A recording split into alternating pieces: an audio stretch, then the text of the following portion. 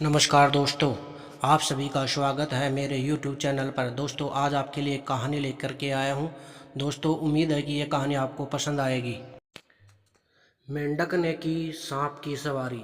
सालों पहले वरुण पर्वत के पास एक राज्य बसा हुआ था। उस राज्य में एक बड़ा सा सांप मंदविष भी रहता था। बुढ़ा होने की वजह से वह आसानी से अपना शिकार ढूंढ नहीं पाता था। एक दिन उसने तरकीब सोची। वो तुरंत मेंढकों से भरा हुआ एक तालाब के पास पहुंच गया। वहां वह दुखी सा होकर एक पत्थर के ऊपर बैठ गया। तभी पास के पत्थर पर बैठे हुए एक मेंढक ने उसे देखा। उस मेंढक ने थोड़ी देर बाद सांप से पूछा, चाचा क्या बात है, आज आप खाने की तलाश नहीं कर रहे हैं, अपने लिए भोजन नहीं जुटाएंगे? इतना सुनते ही सांप ने रोनी सी सूरत बनाकर मेंढक को कहानी सुनाई। सांप ने कहा, मैं आज भोजन की तलाश में किसी मेंढक के पीछे पीछे जा रहा था। अचानक से मेंढक ब्राह्मणों के झुंड में जाकर छुप गया। मेंढक को भोजन बनाने के चक्कर मैंने गलती से एक ब्राह्मण की बेटी को काट दिया, जिससे उसकी मौत हो गई। इससे नाराज होकर ब्राह्मण ने मुझे श्राप दे दिया। उन्होंने मुझे श्राप देते हुए कहा कि तुझे अपना पेट भरने के लिए मेंढकों की सवारी बनना पड़ेगा। इसी वजह से मैं इस तालाब के पास आया हूँ। यह बात सुनते ही वह मेंढक तुरंत तालाब के अंदर गया और अपने राजा को सारी बातें बताई। राजा कहानी सुनकर हैरान हुआ।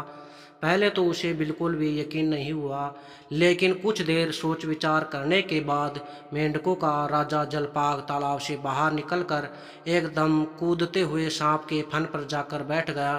राजा को ऐसा करते हुए देखकर अन्य मेंढकों ने भी ऐसा ही किया।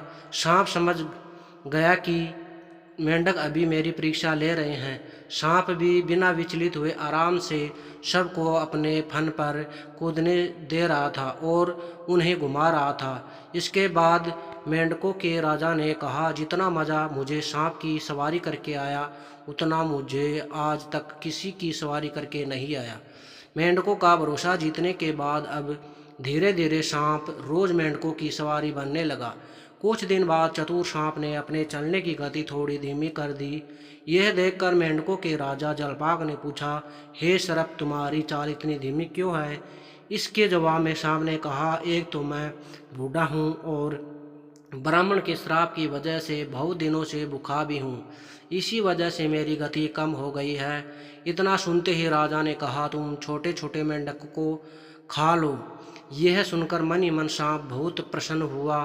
उसने कहा, राजन, मुझे ब्राह्मण का श्राप है, मैं मेंढक खा नहीं सकता, लेकिन अगर आप कहते हैं तो मैं खा लेता हूँ। ऐसा करते करते वह रोज छोटे छोटे मेंढक खाने लगा और वह तंदुरुस्त हो गया। अब सांप को रोज बिना किसी मेहनत के खाना मिल रहा था। सांप काफ़ी प्रसन्न था। मेंढक सांप की चाल अब तक नहीं समझ पाए थे। मेंढक के राजा को भी सांप की साजिश की भनक नहीं लगी। होते होते एक दिन सांप ने मेंढक के राजा जलपाग को भी खा लिया और तालाब में रहने वाले सारे मेंढकों के वंश का नाश कर